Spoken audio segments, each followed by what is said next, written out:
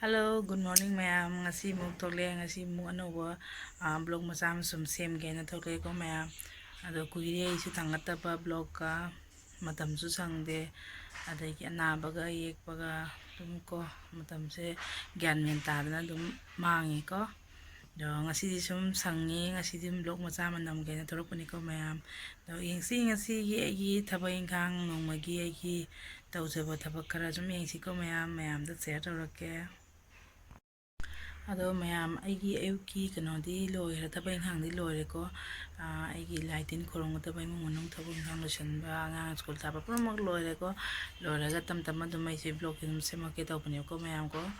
do engsi ngasi du lai chanon ka di tin ba loire se lai korom loire bani do haji aigi oi se ai na pa ma sa nu pam jung si thapak son ga hingon thapak katang son ngai tawre ba ko mayam adusu engsi chak thong asu masu panaduni do engsi mayam ngasi na kai kita. Hello mayam ayu mayam no pa to thau shwe de cha ta ke cha ka tang don gi ko mayam to sum engsi ko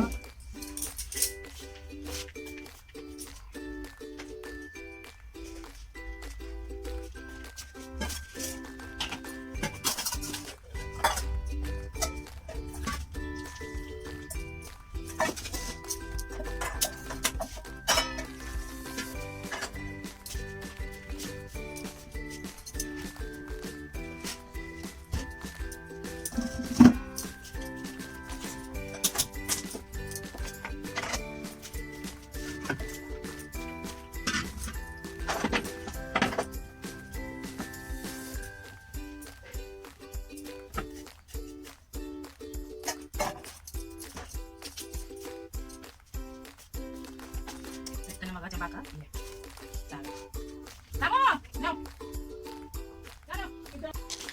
magi cha pi lo ze ngan tang pham ge hinjang ka nya ai cham thong to ge khan nya ko do ni pa di mayang kuli ni cham thong jarang di thang da ka to bu do kri ai ru ma ka se cha ba hin na de ba ma di do khang de nga ga mayan to se la se de ni mayam aji pa ja ro ba ni yang ju akoi mitei di cham thong jarang ru ma cha ba do hawi na moi di haute ba pam de ba chaning de ba do thawak su holu ra ba ni na chahan kan to du nungai de na ko man on to na di nga ha pa ga to mayam ai maning gi view se mayam ai hingun gi view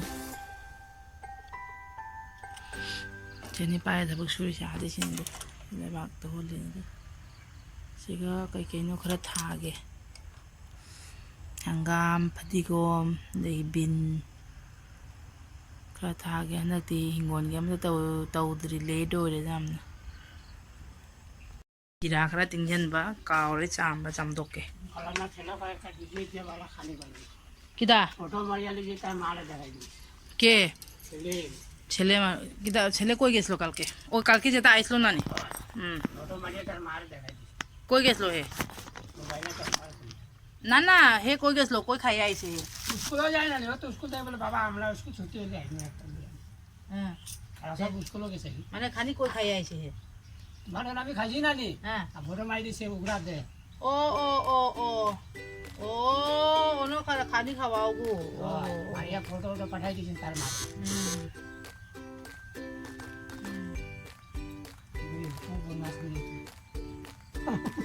class को कौन class में पढ़े चलो ना मैं आपने पास से तक भी दिखो आई थबक से सुनो मी लाई है सुनो हम तो चलो की क्या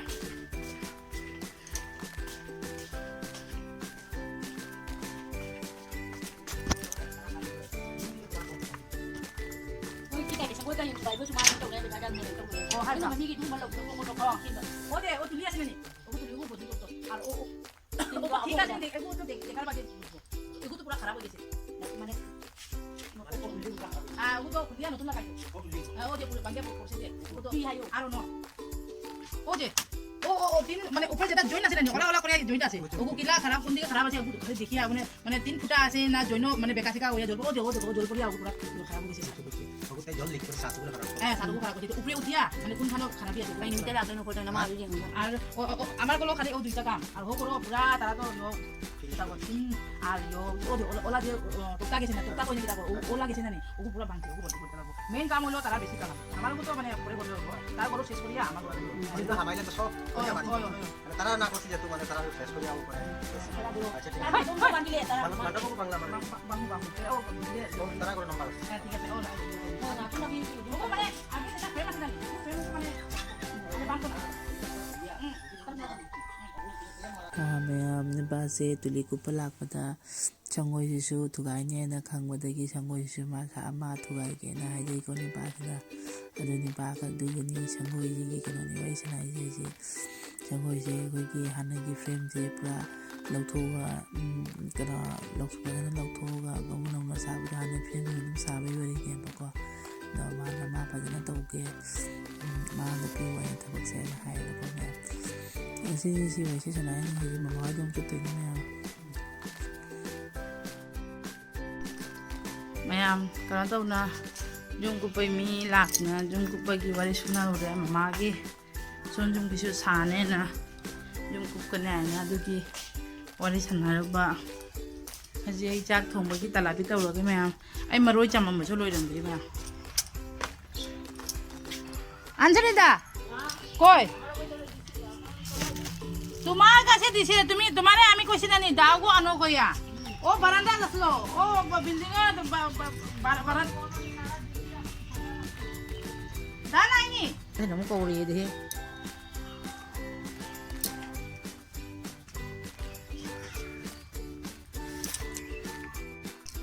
কেদা হইছে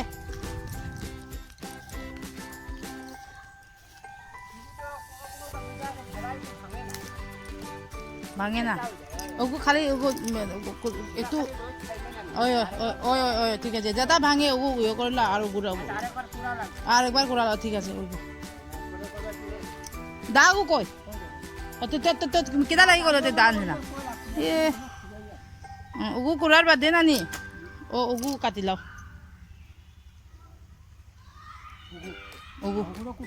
ওগু তো করতে লাগবো যেটা আগে কুড়ি লাইছো ওগু আগে গুড়া করো গুড়ার বাদে ওগু গুড়া করার বাদে ওগু বাদে করবাই বুঝছো নি যেটা আগু কাটি লাইছো ওগু বাদে করবা ওগু শেষ হওয়ার বাদে তার বাদে জাবরা উঠাইম ও তোমার জাবরা সাফ করা ওগু লাইন হয়েছে না ওগু লাইন করো ও জামুরা গাছ আছে না নি জামুরা গাছ আছে না নি ও পুরা লাইন করো বালা আনতে সাফ করো সাফ করার বাদে করো তোমার যাওয়ার সময় যে তোমার টাইস লাগি যায় না নি ও হইলো মাত এমনিও তো দেরি করিয়া আইছো 12:30 আইয়া তুমি কাম পাইলেছো যে হ্যাঁ তোমার বুধবারে লাগি আমি তারা ইয়ে করি লাইছি তোমারে হ্যাঁ হ্যাঁ খাতা কত রয়েছে ছোট মাছ 25 টাকা 25 টাকা মাছ পাইছো নিলে কত খাত পাইছো কত তো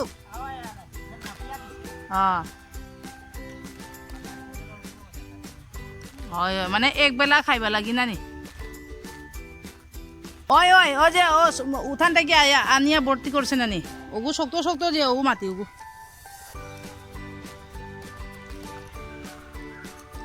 ম্যাম এই কি হিঙ্গল যে হচ্ছে অবস্থা লরে সিঙ্গুপিদনা kum pambi sih nama kedori bang di nusa panggilan tuh udah kan kumnya pala pum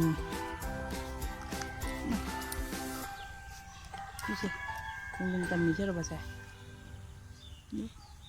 kumnya tambah ke pum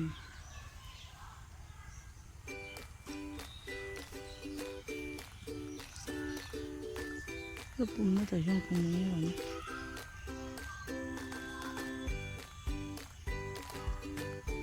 Sisu tammi de tera mera na ta pa nam ta pan ma jaogi pe chapai na pe kai ni chapai na pe to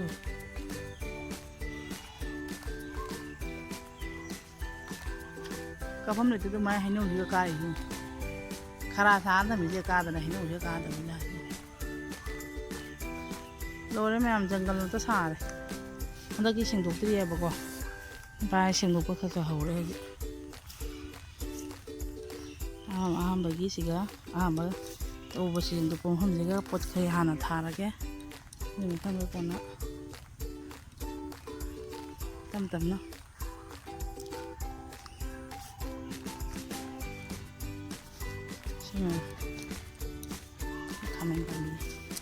oi Ramu আজকে তো ইয়ো কিতা কয় মাটি দিও বেগুন গাছে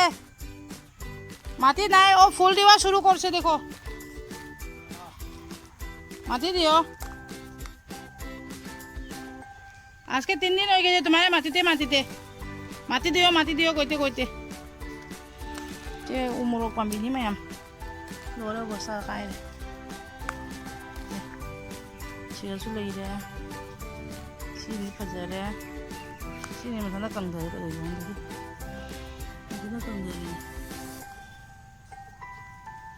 심디 뭐 맹게 하맹랑 자토 그래 시금수 레이래 시리는 사카를 펑자래 거기는 사 펑버 왔래 봐도는 보자 이게 오이디 세 한감 그래 다 이제 세 한감 자라 한감사라 세세 이거라 부터가 전에 이미 빠이네 또 이거 혼자 다 드는 거라가 세 우리 매am 우리 이제 마pan 마탁들이 샤바카가 하고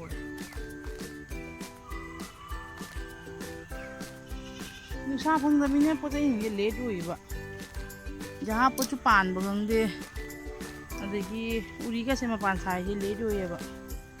वो ही नुसा फंग वाट पनिना सेनी ma'am हिंगोन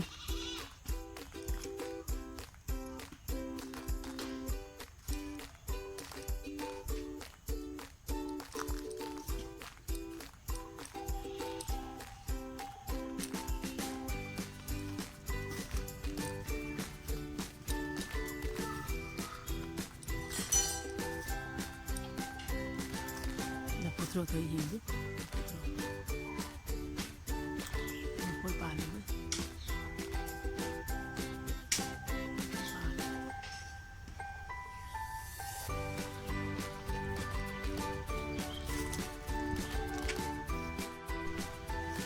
Boleh memang, ini dicak kembali jangan tu.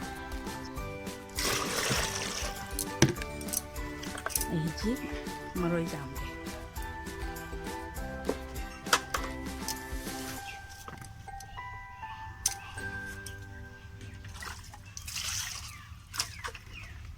আজকে তো আমার রামু ও রামু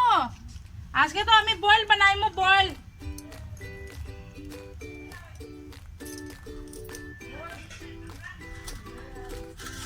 বয়েল বানাইমু আজকে খালি শীতল দিয়া আর সবজি কিতা কিতি বিন আছে না বিন আলু টমেটো দিয়া খালি বয়েল বানাইমু মাছ তেল নাই ना ना दाल खाते खाते तुम्हारे देखिए कल के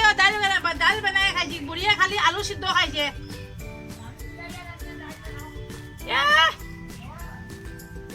ना आज के बोल खाई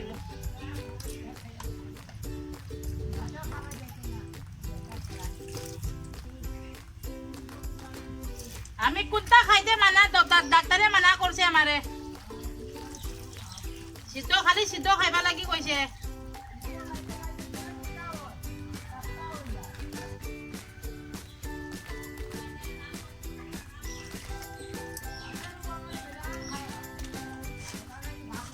ডাল ওই ওই ওইป้าทีเนี่ยพากี่ตัวแม่ป่ะไอ้ที่จะจำทรงตัวเนี่ยไอ้เครื่องยามาจำทรงที่จ้าให้เงินเดือนเป็นยาแบบจำทรงตัวเนี่ยปากกัดก็เลยมาจากซาเราโดยให้กันตัวแม่ไอ้อาลูใช่เลยเดิมเลยอาลูก็ต้องเลยไปดูการจะรู้แกดูการละอาลูที่เรารู้แกมันก็ได้ยินเบ็ดที่ยาวที่เบ็ดที่ยูซินแกดูการงานตั้งหายตัวแกแม่ดูการจะรู้สิเอ้ยกึ๊ดHey, cepat, kenapa kau? Ini itu yang. Hey, colo ni ada, Aima? Kau colo ni apa ni? Colo. Ada colo, dah colo, ayo colo. Masuk ya? ꯑꯃꯨꯛ ꯑꯩ ꯗꯨꯀꯥꯟꯗꯒꯤ ꯑꯥꯂꯨ ꯇꯤꯜꯍꯧ ꯂꯧꯔꯨꯒꯦ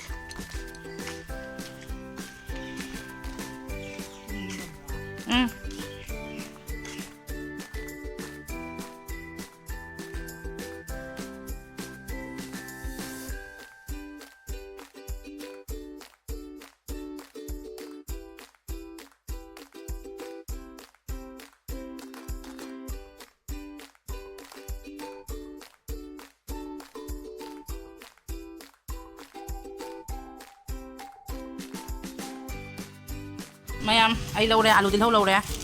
ꯑꯗꯩ ꯁꯤ ꯕꯦꯇ꯭ꯔꯤꯁꯤꯃ ꯂꯧꯔꯦ ꯘꯔꯤ ꯕꯦꯇ꯭ꯔꯤ ꯌꯥꯎꯗ꯭ꯔꯦ ꯍꯧꯖꯤꯛ ꯖꯨꯝ ꯆꯠꯂꯅꯤ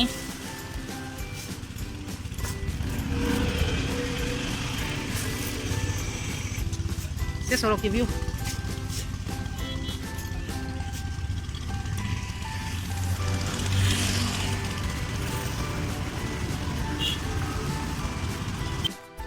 ꯃꯌꯥꯝ ꯘꯔꯤꯁꯦ ꯅꯨꯡꯉꯥꯏꯇꯦ ꯆꯠꯄꯗ ꯘꯔꯤꯁꯦ ꯕꯦꯇ꯭ꯔꯤ ꯌꯥꯎꯗ꯭ꯔꯦ ꯁꯤ ꯑꯃꯨꯛ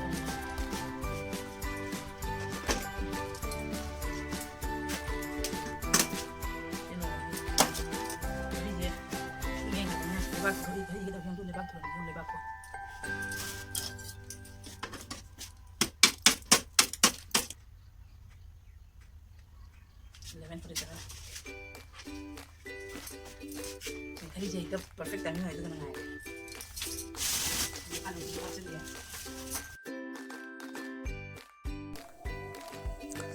ꯑꯗꯣ ꯃꯌꯥꯝ ꯑꯩꯗꯤ ꯍꯤꯟꯖꯥꯡ ꯅꯥꯄꯤ ꯁꯦꯝꯗꯣꯏꯅꯤ ꯍꯤꯟꯖꯥꯡ ꯅꯥꯄꯤ ꯁꯦꯝꯃꯒ ꯑꯗꯨꯝ ꯍꯤꯟꯖꯥꯡ ꯆꯥꯛ ꯊꯥꯒꯠꯇ꯭ꯔꯕꯅꯤ ꯃꯤꯛꯁ ꯊꯣꯡꯗꯣꯏꯅꯤꯀꯣ ꯉꯁꯤꯗꯤ ꯑꯗꯨꯝ ꯀꯣ ꯁꯕꯖꯤ ꯁꯅꯥꯁꯦ ꯈꯜꯂꯒ ꯑꯗꯨꯝ ꯑꯂꯩꯕ ꯁꯕꯖꯤꯁꯤꯡꯁꯤꯅ ꯃꯤꯛꯁ ꯇꯧꯁꯜꯂꯒ ꯊꯣꯡꯖꯟꯗ꯭ꯔꯕꯅꯤ ꯉꯥꯗꯣ ꯁꯦꯠꯇꯜꯂ ꯍꯥꯞꯆꯜꯂꯒ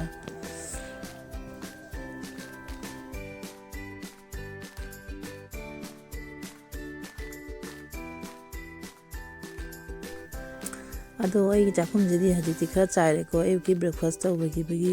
ꯂꯣꯏꯁꯤꯜꯍꯧꯗ꯭ꯔꯦꯕꯀꯣ ꯃꯌꯥꯝ ꯀꯣ ꯑꯗꯣ ꯑꯃꯣꯠꯄꯉꯩ ꯏꯒꯅꯣꯔ ꯇꯧꯕꯤꯀꯣ ꯃꯌꯥꯝ ꯅꯣꯛꯅꯕꯤꯅꯨ ꯑꯗꯣ ꯑꯩꯁꯤ ꯑꯗꯨꯝ ꯇꯝ ꯇꯧꯅ ꯁꯨꯃꯥꯏꯅ ꯇꯧꯅ ꯂꯣꯏꯁꯤꯜꯂꯛꯑꯅꯤ ꯆꯥꯛ ꯏꯟꯖꯥꯡ ꯄꯨꯟꯅ ꯊꯥꯒꯠꯂꯒ ꯊꯕꯛ ꯌꯥꯝꯃꯤ ꯃꯌꯥꯝ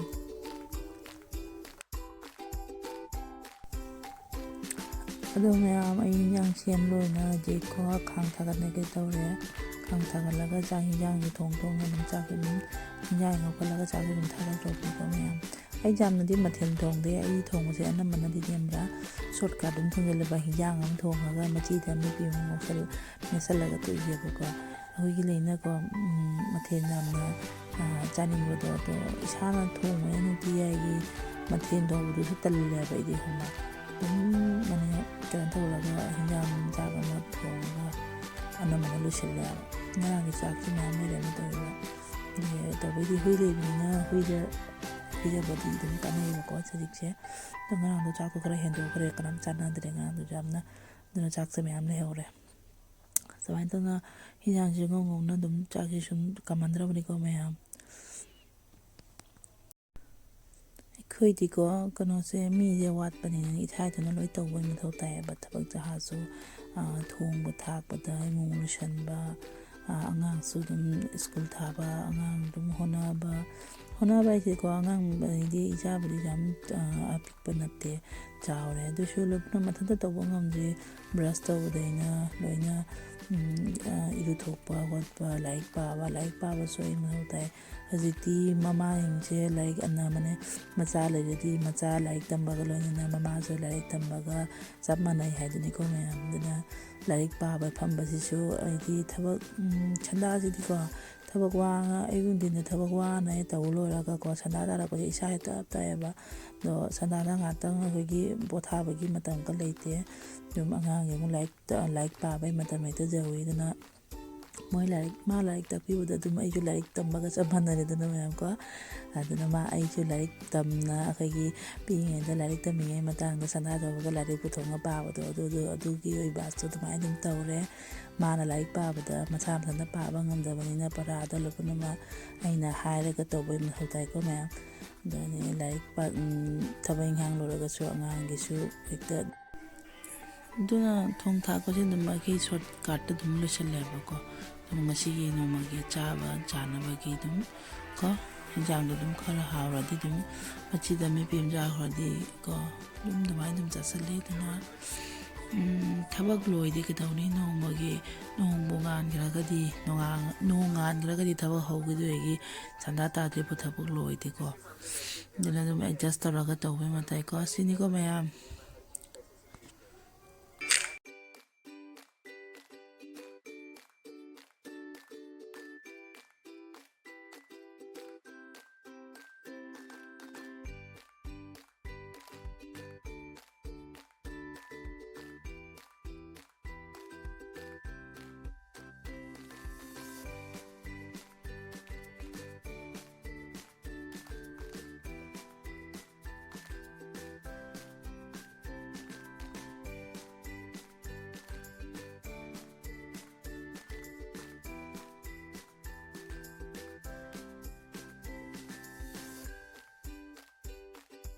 ꯁꯤ ꯇꯣꯃꯦꯇꯣꯒꯤ ꯃꯍꯤꯅꯦ ꯃꯔꯨꯅꯦꯕꯀꯣ ꯎꯕ꯭ꯔꯥ ꯁꯤꯁꯦ ꯍꯤꯡꯒꯣꯜꯗ ꯊꯥꯗꯒꯦ ꯍꯌꯦꯡ ꯍꯧꯅꯕ ꯑꯗꯣ ꯃꯌꯥꯝ ꯑꯩ ꯆꯥꯛ ꯏꯟꯖꯥꯡ ꯊꯣꯡꯕ ꯑꯣꯏꯅ ꯍꯧꯖꯤꯛ ꯃꯣꯕꯥꯏꯜꯁꯤꯁꯨ ꯕꯦꯇ꯭ꯔꯤ ꯑꯣꯐ ꯑꯣꯏꯔꯨꯔꯦꯕꯀꯣ ꯃꯣꯕꯥꯏꯜ ꯕꯦꯇ꯭ꯔꯤ ꯂꯣ ꯑꯣꯏꯅ ꯆꯥꯔꯖ ꯑꯃ ꯂꯣꯏꯔ ꯆꯥꯛ ꯏꯟꯖꯥꯡ ꯊꯣꯡꯕ ꯑꯣꯏꯅ ꯄꯤꯖꯔꯦ ꯃꯌꯥꯡꯁꯤꯁꯨ ꯆꯥꯔꯤ খাꯎ खाओ তরকারি কেডা হ্যাঁ এমনি ঠিক হয়েছে মোটামুটি জানি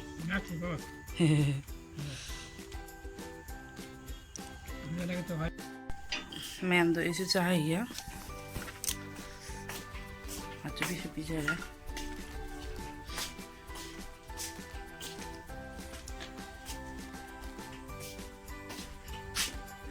nhau sao bạ okay anh chưa được ra đi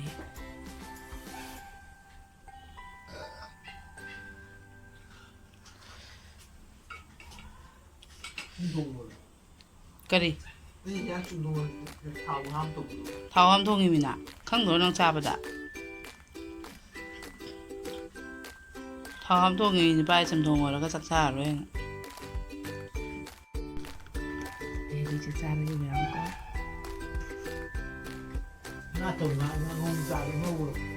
cái gì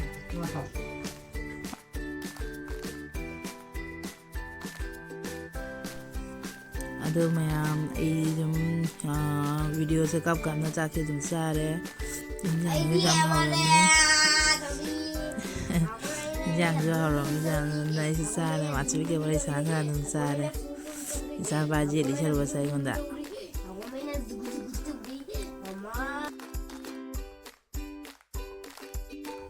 ꯃꯌꯥꯝ ꯆꯥꯛ ꯈꯣꯠꯅꯗꯤ ꯂꯣꯏꯔꯦ ꯍꯧꯖꯤꯛ ꯀꯣꯟ ꯐꯦꯡꯉꯅꯤ ꯑꯗꯒꯤ ꯅꯨꯄꯥꯁꯦ ꯄꯥꯟꯅꯗꯣꯏꯅꯤ ꯊꯕꯛ ꯁꯨꯏꯌꯦ ꯃꯥꯏꯁꯦ ꯊꯕꯛꯁꯦ ꯅꯥꯟꯊꯣꯛꯀꯗꯤ ꯀꯟꯅ ꯇꯧꯔꯦꯕ ꯊꯕꯛꯁꯦ ꯊꯅꯝꯒꯗꯤ ꯀꯟꯅ ꯇꯧꯔꯦꯕ ꯊꯕꯛꯁꯦ ꯐꯝꯃꯒ ꯑꯩ ꯁꯪꯉ ꯁꯨꯍꯟꯗꯣꯏꯅꯤ ꯃꯌꯥꯝ ꯐꯥꯁꯇ ꯑꯩ ꯆꯥꯛ ꯏꯟꯖꯥꯡ ꯂꯣꯏꯁꯤꯟꯕ ꯃꯌꯥꯝ ꯆꯥꯛꯈꯨꯝꯁꯤꯃꯗꯤ ꯌꯥꯗꯦ ꯆꯥꯛ ꯆꯥꯕꯗꯗꯤ ꯆꯥꯛ ꯂꯣꯏꯁꯤꯟꯕ ꯑꯗꯒꯤ ꯀꯣꯟ ꯐꯦꯡꯕ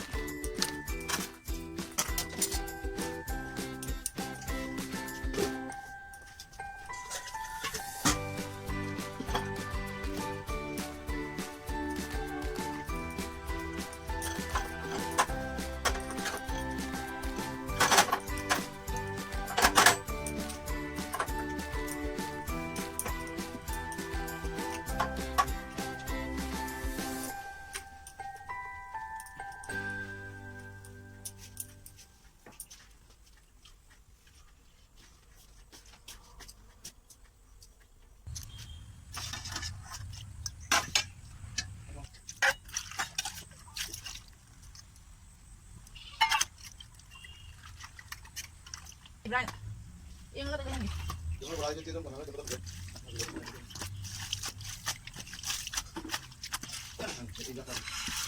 Ada loh.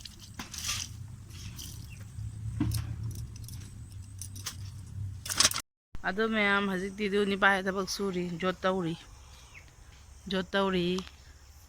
Masa ngak panaraga itu thanda kita tabak losalani, tabak losal noraga, duk thamai tharani, ingang lani.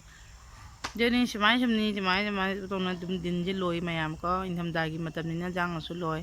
ni pa ya khazam di tawzare ado mayam ase ngasi di sa ji ga dum blog se lo chen jara ge mayam ko se khamen je khamen ni pa na ngari le ba ka pi re se